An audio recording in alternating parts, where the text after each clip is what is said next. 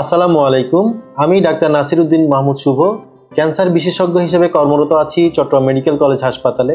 এছাড়া নিয়মিত চেম্বার করছি পপুলার ডায়াগনস্টিক সেন্টার লিমিটেড এবং ন্যাশনাল হাসপাতাল লিমিটেডে। আজকে আপনাদেরকে আমি যে বিষয়টি নিয়ে কথা বলবো তা হচ্ছে স্তন ক্যান্সার। স্তন ক্যান্সার বিশ্বব্যাপী একটি ভয়াবহ আকার ধারণ করেছে। ডাটা অনুযায়ী দেখা যাচ্ছে প্রতি 8 জন মায়ের মধ্যে একজন মা স্তন ক্যান্সারে আক্রান্ত হচ্ছে। বিশ্বব্যাপী মহিলাদের মধ্যে এই ক্যান্সারটি 1 নম্বর ক্যান্সার হিসাবে ধরা হয়।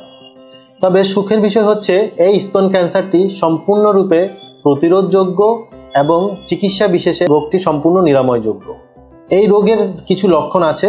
প্রথমে আমাদের মায়েদেরকে সেই লক্ষণগুলো নিয়ে সচেতন হতে হবে। যেমন প্রথমে স্তনের রঙের পরিবর্তন হতে পারে, স্তনের রং লাল হয়ে যেতে পারে, স্তনের যে চামড়াটি আছে সেটা কমলা লেবুর মতো রং ধারণ করতে পারে, স্তনের বোটা সামনের দিকে বের হয়ে যেতে পারে অথবা বোটা ভিতরের দিকেও ঢুকে যেতে পারে।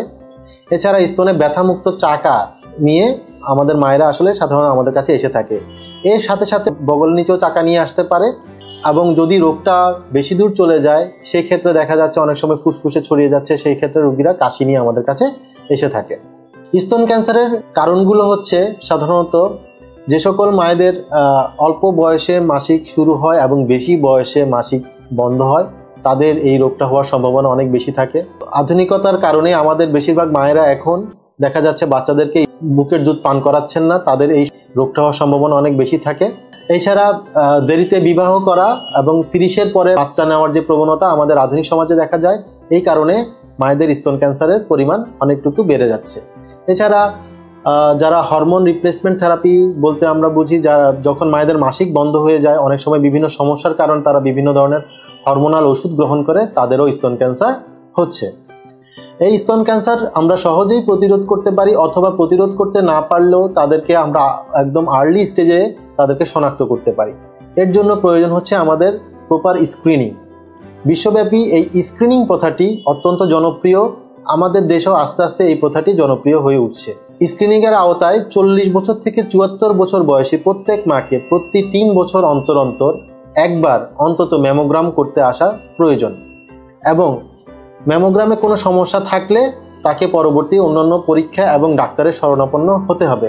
এছাড়া প্রত্যেক মাই নিজের সেলফ ব্রেস্ট এক্সামিনেশন তথা নিজের স্তন নিজেই পরীক্ষা করে দেখতে হবে। পারিবারিক ইতিহাস থাকলে তাদেরকে আরও বেশি সচেতন হতে হবে।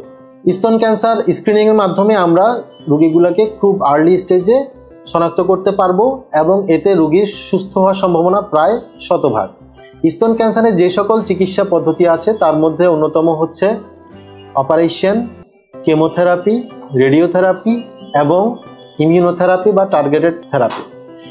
এই সকল ওষুধ বাংলাদেশে এবং চট্টগ্রামে অ্যাভেলেবেল আছে। বিশ্বের সাথে তাল মিলিয়ে সকল ধরনের চিকিৎসা এখন বাংলাদেশে দেওয়া হচ্ছে, এমনকি চট্টগ্রামেও সকল ধরনের চিকিৎসা দেওয়া হচ্ছে। তাই আর দেরি না করে স্তন ক্যান্সার সম্পর্কে সচেতন হন, চিকিৎসা নেন, সুস্থ থাকুন, ভালো থাকুন। ধন্যবাদ সবাইকে।